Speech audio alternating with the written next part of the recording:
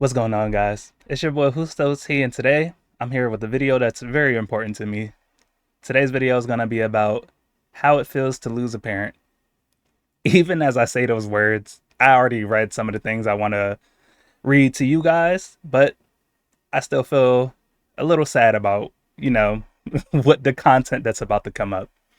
For me, it's been 17 years to this day that I lost my own mother, and I always wanted to honor her in some type of way. And with this video, it's not more about honoring her, but to get people to kind of understand, one, there's a lot of people out there who have lost their parent, whether it's a mother or a father, whichever one was lost, and just felt important to them that you are not alone. With that being said, it's kind of hard to make this intro because I wanted it to be something so profound or whatever, but I want to get into some of the feelings that people have felt after they lost their parents. I have a story from a friend of mine that I'm going to include in here, and I'm also going to say some of what I felt and a story of mine as well. Not really a story, but just how long it's been since you lost your parent, how it's felt, how it's affected you, all that type of stuff. So, without any more wasted time, let's go ahead and hop in. So, I'm on Reddit, as I, have been for maybe a month and a half now, and I looked up how what people have felt losing a parent, and I was brought upon grief support. So the subreddit grief support, and one of the things, they have a post from 2 years ago that asked, how does it feel to lose a parent? So I want to scroll to one of the comments. I'll read the first comment that's up there. It's from someone who says, lovely, whose name is Lovely Cassie on here. It's losing your grounding point, no longer having a definitive place that will always feel like home, losing proof that you existed before you remember existing. I read that comment because I'm going to have to circle back to that when I mention my own story, because I do have something I want to share. And I'm not going to lie, every time I've talked about it, I've cried. I wanted to make this video for a long time, though, even last year when I was doing YouTube. Even if anybody remembers when I did videos in 2020, I did make a video for my mother on Mother's Day, which was really hard to finish, to be honest with you. So with that being said, I wanted to come back to the idea when I was actually doing YouTube pretty consistently and bring it back up. So yeah, so I'm gonna come back to this point where it says losing a no longer having a definitive place that will always feel like home, because that's something that has been prevalent for my experience. Another comment that has been prevalent to my experience was someone said that they lost their mom 2 months ago. At the time, it was 2 years ago, so it's been 2 years for them now. It says there's a tremendous void. That's the best way to describe it. It's a short comment, and again, that is something I want to touch on with my own experience too. And as I mentioned in the intro, that a lot of I want to make this video because there's a lot of people out there who don't speak up on the grief that they have felt. Some people feel like, I know for a fact, I've read around before where people just feel like they don't want to talk about it anymore. And it's not that they don't want to talk about it. It's not like they don't want to express it. But one thing that a lot of people I found feel is that they feel bad, or like feel weird. They feel like they're annoying for bringing up that they are still sad about something. So with this video, I do want to point out that, like, as I said, it's been 17 years for me. My mom died in 2007. And to this day, there's some years where I'm having really good years. Necessarily, like when it's around her birthday, when it's around the death anniversary, when it's around Mother's Day, those days are typically hit or miss. It'll be either days where I'm a full on mess, or there's days where I just get throughout the day and I think about good memories and I'm able to smile about it. But I will admit that there is a void. There always feels like there's something missing from my life. And I don't know how to express it enough, I guess.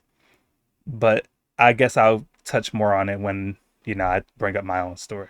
I want to get into some more of these comments for the time being, though. We have a comment from Toes in Different Area Codes. I feel unmoored after the death of my father, but put on a brave face to help my mom through her grief. That's a very powerful statement, to be honest with you. Parents and caregivers are the keepers of most of our childhood memories. My dad knew me as a little girl, but now that little girl feels dead. That's I relate to that a lot, to be honest with you. And I've actually said that to people. There's times after my mom died where I remember my godmother said that, weirdly enough, like I think I met my godmother when I was maybe 9 or 10 or something. I want to say I was like 9, and I remember she was like, I'm not the kid that she had met." And I'm not a disrespectful kid, or I wasn't a disrespectful kid. But in my head, the only thing I could think of is I'm not that kid. At that time, when I was 13 years old, when she had said that to me, I had already known and was very self aware that I could no longer be the person I was prior. Like, I had self awareness, but I didn't have the communication to communicate it. Like everything I felt, I kept to myself, and I think that's what helped. That's what hurt me more, was because I didn't know how to communicate it. I didn't feel like I could communicate it with my father.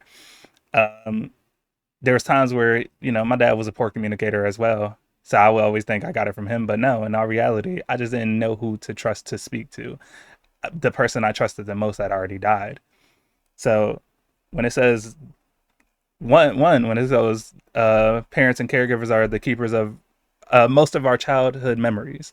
I like to read some of the books that my mom left around because I like to see what she says about me. Unfortunately, though, I haven't had the books that talk about me. They always talk about my other siblings, and I swear to goodness, when I read them books, I feel like a middle child because I am a middle child. But the only time I actually feel like a middle child is when they give me a book to read of my mom's and I'm not mentioned at all. And I'm like, all right, now I'm gonna tally up how many times she mentioned my brother, my sister, or my two little brothers. And I'm like, damn, I get one tally mark and they get four.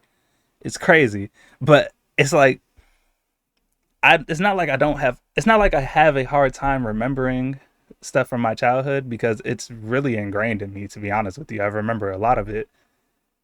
But there's times where my father talks about me, and when he talks about me as a kid, there's things I don't remember.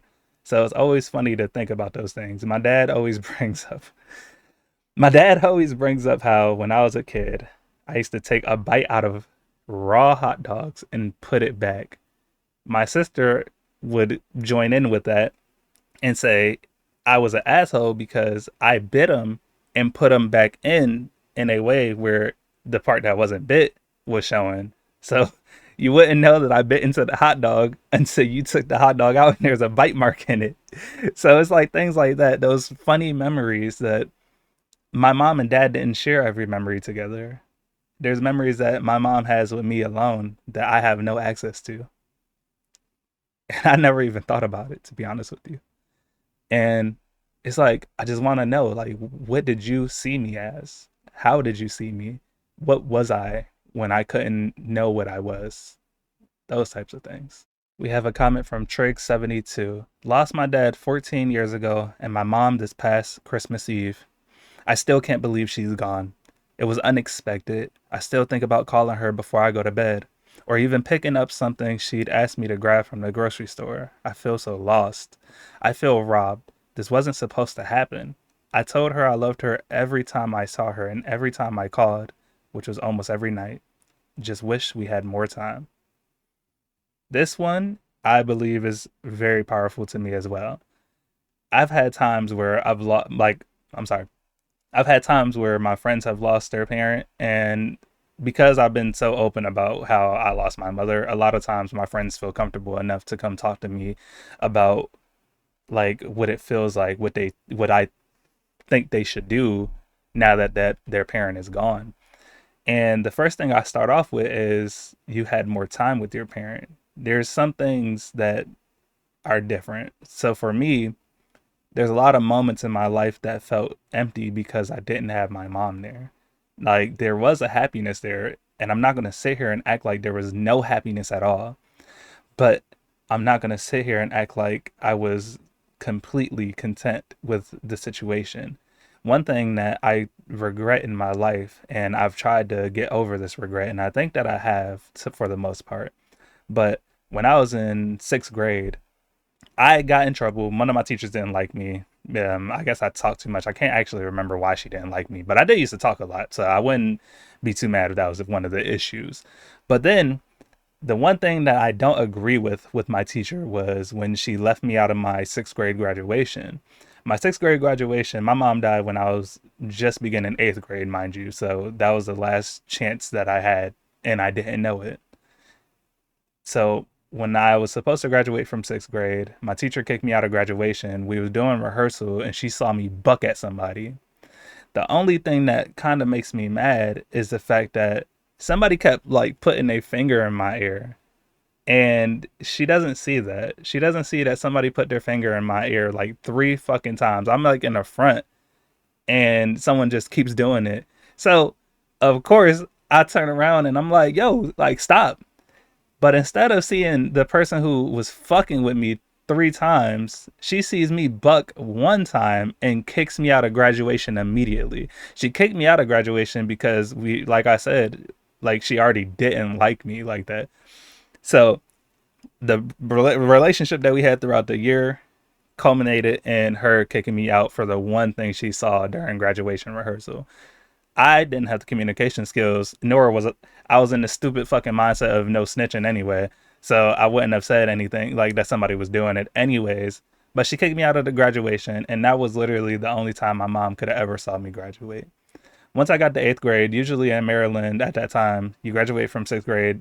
That's elementary school. You graduated to, and then you graduate from eighth grade to go to ninth grade. So I'm thinking that my eighth grade year was my chance to graduate and have my mom see me graduate. But she died in the beginning of my eighth grade year.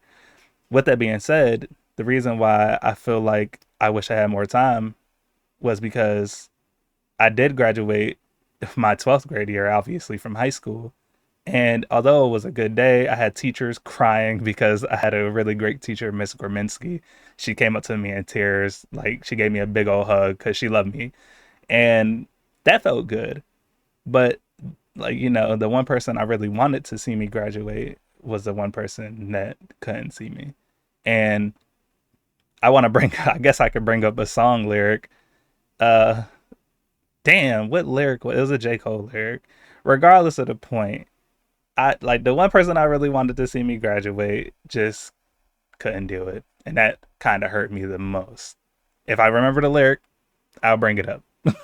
I just can't remember it off the top of my dome. Oh yeah, but my bad. To circle around though, a lot of my times that my friends tell me something, like I always say that you have more time with your parents.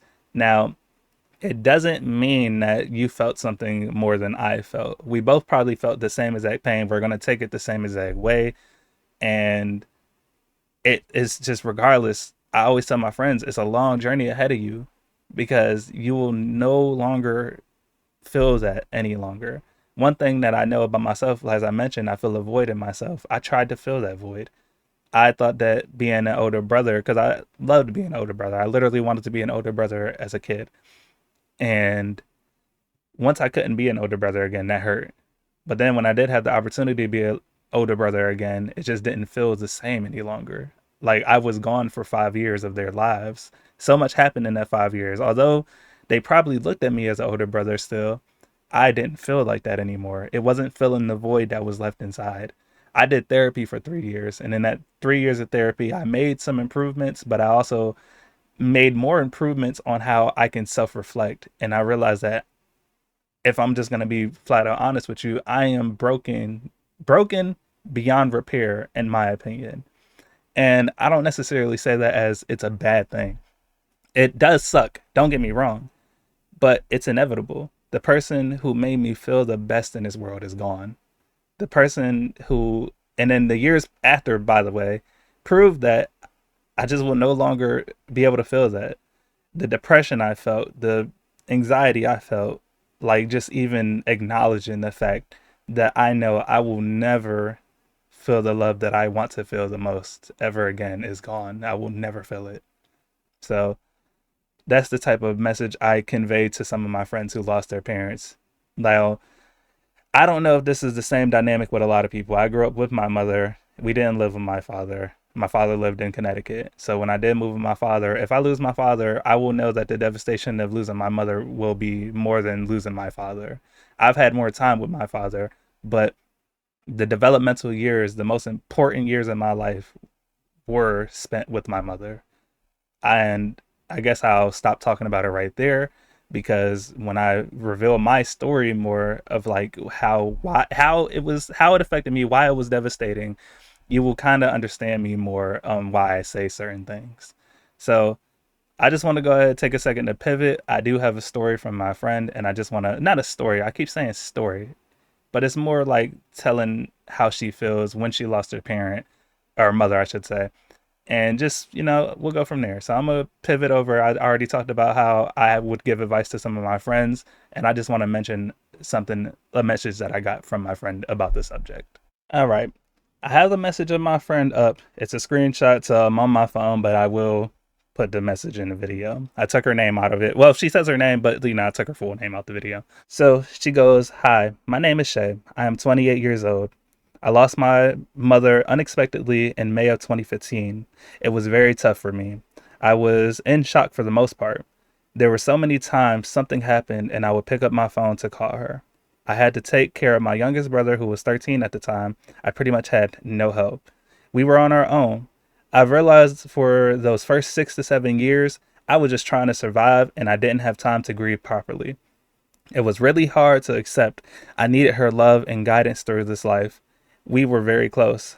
Holidays, her birthdays, and of course, the anniversary is always hard for me. The past 2 years have been the most difficult, though. I have finally accepted that she's really gone. I miss her terribly. There have been a few signs that have provided me with comfort in knowing that she is still with me. Luckily, I have amazing people in my life who have supported me, who have provided me with support and love. I am incredibly grateful. I have decided to live my life in honor of her to make her proud." So yeah, I just wanted to share that. She mentions that there's times where she wants to call her parents. As in a previous comment that we saw on grief support, it mentions wanting to call their parent. Another one thing that I did before, when my mom's phone wasn't turned off yet, I would call like her phone just to hear her voice message. I haven't heard my mother's voice in 17 years. I should say 16, but it's pretty much fucking 17. And I know to this day, I've kind of explored the thought of my senses and how they affect me. And I thought I knew I could never smell my mother again. I know that's kind of weird to mention, but I don't know. I think being in tune with your senses kind of like helps you understand grief, in my opinion. Because I remember smelling something similar to her one time, but like prior to, I mean, after she passed away, but before I went to Connecticut to move with my father. And it's like, it was like a jolt that went through my body. It was weird smelling something that smelled similar to her, but now I can't even describe the smell of my mother. I can't describe the touch of my mother either. Like, of course, I remember a warmness about it, but as I grew into this frame that I'm in, I'm no longer the little 5'1" or 2" child that was there when she passed away. It's like I just wonder what it would feel like to have a hug from her or even a kiss on the cheek, whatever it is. Something that I remember as a kid, but now that I've grown into who I am now, it's just like I wonder what it will feel like now. The other sense, obviously seeing her, I know I will never see her. I only get to see her in pictures, and pictures just don't do it justice. And then obviously there's nothing for taste. That it would be weird unless you mix in smell, because taste is 80% of what you smell. But then there's hearing her. One thing that I do have sensitivity to is hearing things. And I know that some of my family members have videos of my mother, and you could hear her do her little ooh, ooh, you could hear her laugh, all them things. And I mentioned like maybe a couple weeks ago that if I ever heard my mom's voice again, I'd probably break down, because that's the one sense I haven't been able to test that I know I could test and like see how I would feel about it, basically. So yeah, I just wanted to read that from my friend, basically just to see, tell something. I don't even know how to want to word it. Just to be like, it happens to so many people. She lost her mother later than I did. I believe she was 19 and I was 12 when I lost my mother. But regardless, we both still feel the same. She mentioned that in the last 2 or 3 years, or 1 to 2 years, that they've been really rough on her. And for me, honestly, I almost feel the same. And we have different timelines in which we lost our parents. It's just more of the fact that I've actually allowed myself to kind of feel some of the things that I've repressed. My therapist told me that I went to my therapist, I don't even know what year it was, maybe 2015, maybe 2016. And I think it was 15. And I told her I felt numb to life. And she asked me why. And I told her that my mom died when I was younger and I feel like I'm numb because I lost my mom. And I like felt pain for a long time. After a long time of talking, my therapist told me that she feels like I'm not actually numb. She actually feels like I repress what I feel because I don't want to be hurt anymore. And I never took that. Like, I didn't think that was an option. I will admit that's exactly what I told her. I was like, I didn't think that was an option. I didn't think I was so in control of my emotions that once I started to feel pain, or I thought that I was going to feel pain, I would just repress it. And I said repress like this, but I don't know how you're supposed to describe repression with your hands. I just had to do something with them. But regardless, my therapist told me that I essentially was in full control of my emotions, but that I wouldn't allow myself to feel. So once I did allow myself to feel, mind you, I told you I started in 2015 with my therapy, or 2016, I believe. God dang it, whatever year it was. And it was all until up until last year. So about a 7 year span in which I didn't expand on what she had told me. Although she did try to expand on it with me while I was going, but then when I had to pay rent and other stuff, I couldn't afford to go to therapy any longer. With that being said, I finally allowed myself to feel a lot of things. I retraced a lot that happened in my life, and I cried for I don't know how many times. Like last year was a year full of crying for me because I wanted to feel everything that I didn't allow myself to feel before. The stuff that still hurt me, that I felt kind of ashamed for feeling. I was like, why should I feel ashamed for feeling love, or the loss of love, I should say? I miss the love that I felt, and I no longer feel like I should be ashamed for still missing the loss of love. I feel different loves throughout I have felt different loves throughout the years, but when I think about it and I think about the love that I'm actually seeking, I'm just seeking the love that I lost. And I had to come to the realization that unless I change my thought process and just look for a different love or be open to different loves and accept those loves for what they are, I don't feel like I'm going to grow. I don't feel like I'm going to be able to truly love the way I want to love because I'm too focused on a love that I literally know I will never have. In the subreddit Children of Dead Parents, we have a comment from Lovely Lady 1. She goes, I was 10 when my mom passed. It was the summer before I went to middle school, and when I tell you, life was hell. My family and friends slowly turned on me. I think it's more because they didn't know how to be a support to me. Rather, they just left me alone, and it was so hard I realized that a lot of bonds that I thought I had were never really there, and I dealt with every bit of that pain myself alone. I struggled in school, almost had to repeat a grade because I didn't want to show up. I didn't take care of myself, horrible hygiene, and took no pride in my appearance. I really don't even know who that person was during that time. Sometimes I sit and wonder what my life would have been like at the time if my mom was still living.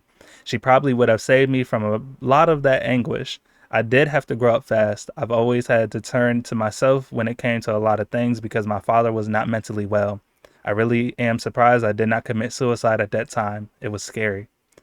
Today, I have a good life. Got my master's degree, accomplished a lot of my personal goals, take pride in my appearance and experience, and I honestly could not tell you why I changed. I never went to therapy or anything really. I tried to think that losing my parents young, my dad passed when I was 13, is part of my journey to success, and try not to think hard about what ifs. I'll never understand it. I hate that I went through it, but it's my life and I have to own it. I really like that end, to be honest with you. It doesn't dive too deep into the feelings, but it ties up what she mentioned before. Almost had to repeat a grade and horrible hygiene. She goes on to mention that she ends up getting her master's degree, which is a complete 180, and she also takes pride in her hygiene now. And that could literally be because of the situation. It literally is because of the situation. I do like how she goes on to just say, I don't think too hard about what ifs. Those what ifs are destroyers of happiness. When I tell you, dog, I mentioned before that I wanted my mother to be there for my graduation. What if my mother was there for my graduation? I know I would be so much more happier. But saying it, verbalizing it, is literally just brings you down because it's not there. You want it, you know you can't have it. Why even think about it? That is something that I know I have struggled with because I mentioned I wanted to just get it out one day, and I told my girlfriend, I told my father, I believe, but I always mentioned how I always think about my future a lot of times. I used to think about it. I mean, and I would think about having a kid and knowing that they can't receive the love from my mother that I know they could have received, or getting married and my mom's not there. My mom wasn't there for my first date. My mom wasn't there when I graduated high school. My mom wasn't there when I went to college, even though I didn't graduate from college. My mom wasn't there for my first job. All those things used to hurt me. They used to crush me because I don't even know why, to be honest with you. Like, I wanted her there, and it made me sad when I like would talk about it and just be like, damn, she really isn't here. But I knew she wasn't here. I knew she couldn't come. But I think I just had to let out that sadness. But it's not necessarily healthy to think about, in my opinion, because I harbored on it for a long time. I didn't progress for a long time because of it. So now I guess I'll just pivot to my story because the video is getting a little long. I'm gonna do the best I can here. A lot of things that hurt with my mother being gone. One thing was a confidence issue that I had. So I had confidence issues up until I'm 29, man. I really still kind of have confidence issues, but it's not nearly as bad as it used to be. The reason why I felt like I had confidence issues was because one, I was never taught how to raise my own confidence. I could raise everybody else's, but I was never taught how to like have affirmations for myself. And one thing that I read in a book before was a lot of times that the voice that you hear in your head wasn't originally your own voice. It was just that you ended up believing it and it became your own voice. So when I was younger, if you look, I have a little line on my teeth. If you can't see it, I apologize. But the little line is from my retainer. Retainer? I haven't said that in so long that it sounds wrong. But the reason why it's like that is because it holds a fake tooth in there. And the fake tooth has caused me a lot of confidence. Like, I lost a lot of confidence because of it. When I was younger, everybody used to talk about how straight my teeth were. Like, even my sister would be like, oh, your teeth were so straight before, all this other stuff. Everybody loved my smile, stuff like that. And once I had my accident, I was laying on the ground and my cousin lifted my feet up and my face slammed into the ground and it ripped my tooth out. It also ripped the gum out, so I can't get an implant. A lot of people think I can just get an implant, and to get an implant, you have to have a gum there. I don't have a gum, so I would have to get a double crown. I had to get this tooth next to it taken out and insert it with a double crown that extends to the tooth that I'm missing. That's the only thing I could do. With that being said, after my tooth came out, my teeth had also shifted upwards. So, like I mentioned, my face slammed into the ground. This tooth came out. I don't know how the other teeth didn't come out, but those teeth shifted upwards. And because my tooth was out for a little bit, my teeth kind of started to become crooked. It took years of braces to actually get my teeth to where they wanted. And then after I was like 17, when I was about to get my braces off, I found out that a lot of dentists didn't even want to work on my mouth, to be honest with you. That's how bad it was. But luckily, I had a dentist who was dedicated to making sure my jacked up smile became better again. And it's to the point where I sometimes see dentists, and because they see my retainer, they just like, whoever your dentist was did a great job. She gets more compliments on my smile than I do. So, but that confidence that I didn't have when I was a kid, like, I didn't know how to verbalize it to why I felt so bad about myself. I looked in the mirror and I knew because my tooth was gone, but I couldn't verbalize it to people or communicate it to people why I felt bad about it, whatever it was. But the one thing I did like about my mother was that even though I didn't say a word to her anytime I was feeling anything, her timing was always impeccable. It was like, I remember one time I was looking in the mirror when I was a kid, and I had classmates calling me fat, and in my eyes, fat equaled ugly. My teeth was fucked up. So in my head, I look in the mirror and I look in the mirror in disgust. I don't like what I see in the mirror. People call me fat, ugly, all this stuff, and eventually I no longer heard my classmates' voices. It was me telling myself this. Like, I started to believe it. It was truth at that point. My mom came up to me and she told me that, like, in our family, you could be fat when you're younger, but you're going to get taller. It just means that you're going to get taller, essentially. And about my teeth, she just mentioned that I was going to get braces, my teeth was going to be fixed, all this other stuff. She just had this way of knowing how I felt without me talking to her, and she just knew what to say. That's one thing I miss about my mother. It's not a lot of people who I feel that way for anymore. I don't know if there's anybody who I feel that way for, to be honest with you. Someone who just knows what I'm feeling. Obviously, not, because if you can't communicate, no one's gonna know how you're feeling. But with my mom, I didn't have to, and she always just knew. Another thing I want to touch on was, I remember a comment saying that you lose what feels like home. Essentially, I that's not verbatim how it was said, but for me, I lived in Maryland. I grew up in Maryland. Well, not necessarily grew up in Maryland. All right, let me explain it. I was born in Maryland, Prince George's County. We eventually moved to Connecticut with our grandparents. So it was my mom and her many kids, her 5 kids. We moved to Connecticut. Something happened between my mom and my grandmother. We ended up moving to Philly. Philly was a rough experience. In Philly, we all slept in the same bed, except for the fact that my older brother was no longer with us. He stayed in Connecticut with my grandparents. For what? I actually don't know. I don't have the answer to it. All I know is I have a book where my mom questions her decision for leaving my brother with my grandparents. She just wondered if she had made the right decision, but I never get the explanation to why she did make that decision at that time. It was probably good for him though, because my brother was almost a teenager at that time. So if he would have been in, actually he had to be a teenager already. If he would have been in Philly with us, we don't know how that would have went. Philly was rough. So it's my mother, my older sister, myself, and my 2 younger brothers. We all slept in the same bed. Mind you, at the time, my little brothers were still peeing in the bed. So we had to be a little cautious about that. But it still, as a kid, it didn't feel weird or anything. We just slept in the same bed together. Eventually, my mom got into too many arguments with her friend who we were staying with, and we got kicked out of the home. At that point, we were living in this little beat up Ford Taurus. My mother in the front, obviously, my sister in the front seat, and then it was me and my 2 little brothers in the back seat.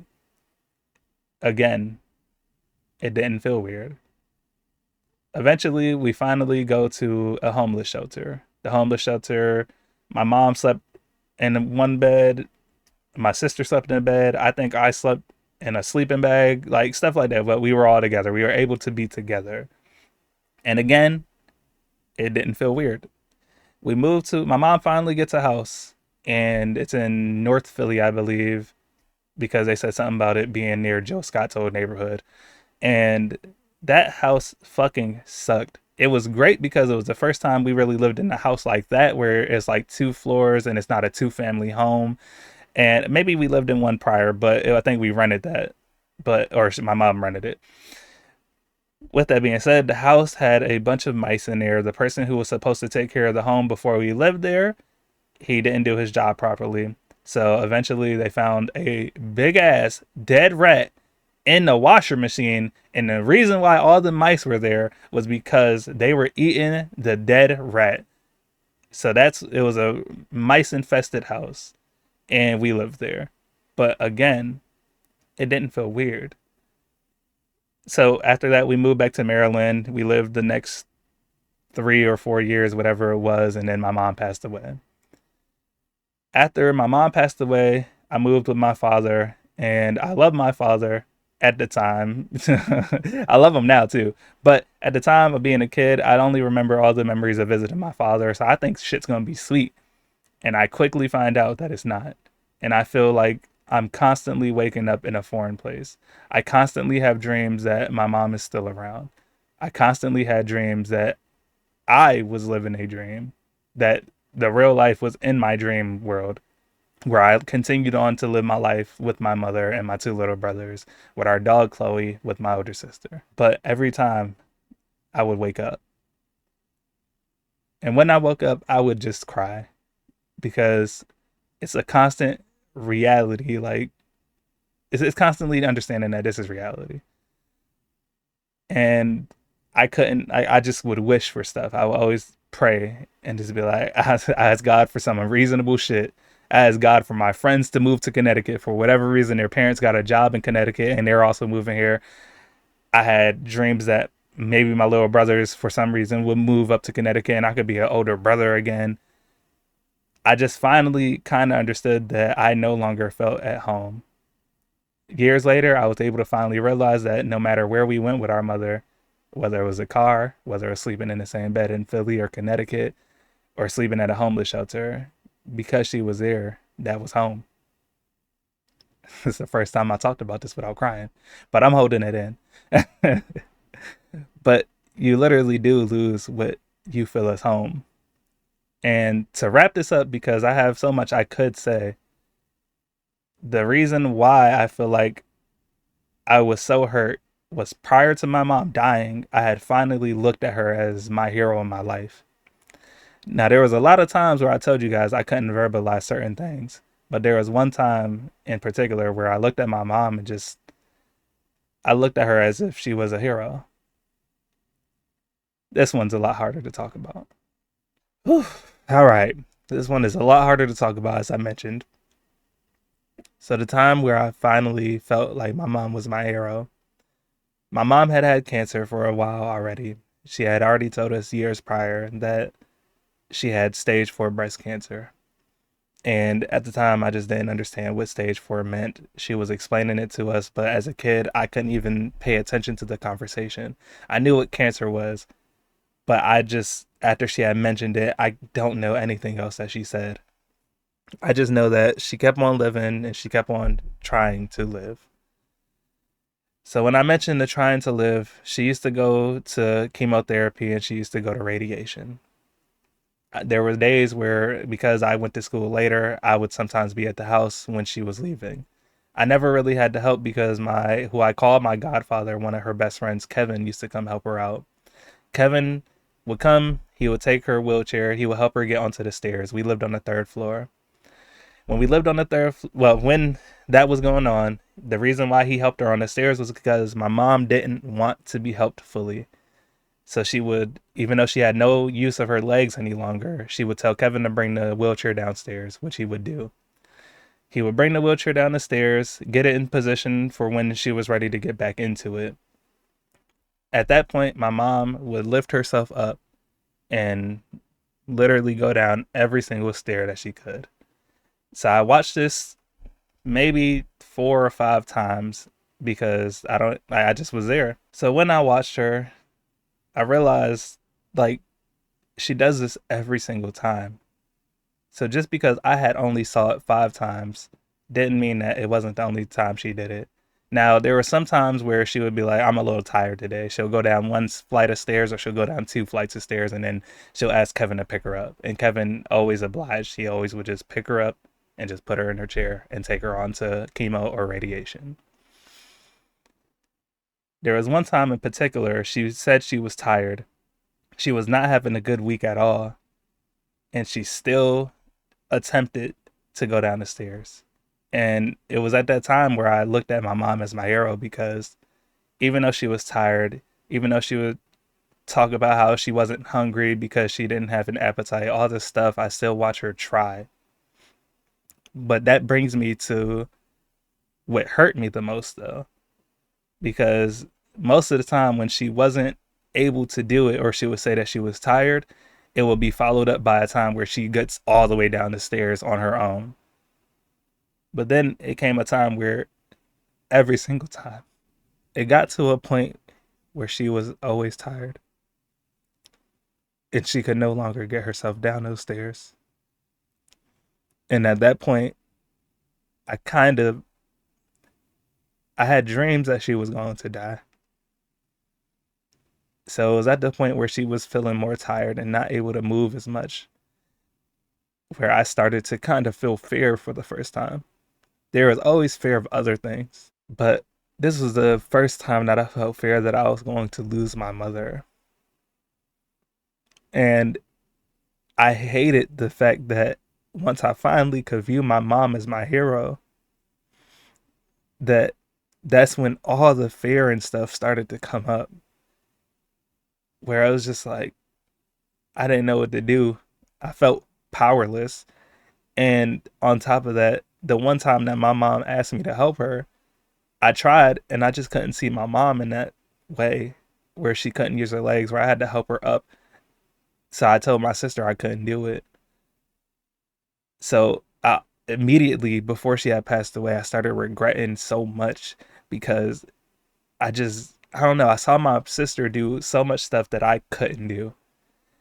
And I had this unreasonable expectation that right before my mom died, I should have done more. So immediately when I start seeing her unable to do things and she's being helped by her friend Kevin, I just felt this depression right before she passed away. And the only thing that helped was I started finally getting into sports and stuff. So my mom is, like I mentioned, she died like a month or two into not even 2 months, a month and a half into my 8th grade year. And I finally told my mom I wanted to play football. My little brother played football and she got to see him play football. She got to cheer him on. She saw me run track, but I wasn't really good at track. I only got 3rd place. So I'm playing football at school with the kids who play football for their Pee Wee League or I forgot what it's called, Pop Warner. And I caught a touchdown pass that I didn't think I could catch. And I immediately, when I got home, I knew my mom was going to be there because she wasn't able to work anymore. And I went to go tell her just how excited I was that I caught a touchdown, all this other stuff. And then I realized that she wasn't even responding to me. I kept trying to talk to her and she just looked at me. And after that fear of losing her, it was presented with her being unresponsive. And then she passed away. And that last time I sat with her, she cried. The last time I tried to talk to her, she couldn't respond to me. Like I said, she cried. And I think it was because she looked at me because that's all she could do. And the fear that I couldn't talk to anybody about was probably on my face. And I just saw her cry. And I just sat with her. So yeah, that was the last time I talked to my mom. It was like a week and a half before she had passed away. And it's just, I make this video because I know a lot of people don't go in depth on their grief. And it makes it hard for others to understand why you feel the way you do. I don't know if someone feels that way from me, and I honestly don't care any longer. I used to because I wanted to be understood. I wanted people who found it weird that I was depressed to finally understand what I fucking felt. I made poems. I fucking made songs. I did everything I could to try to communicate what I felt. And I still felt like I was just, I don't know. I didn't feel like I was saying everything. So making this video is another form of me trying to communicate what I felt. And I hope that if someone watches this, you'll be able to communicate your grief as well.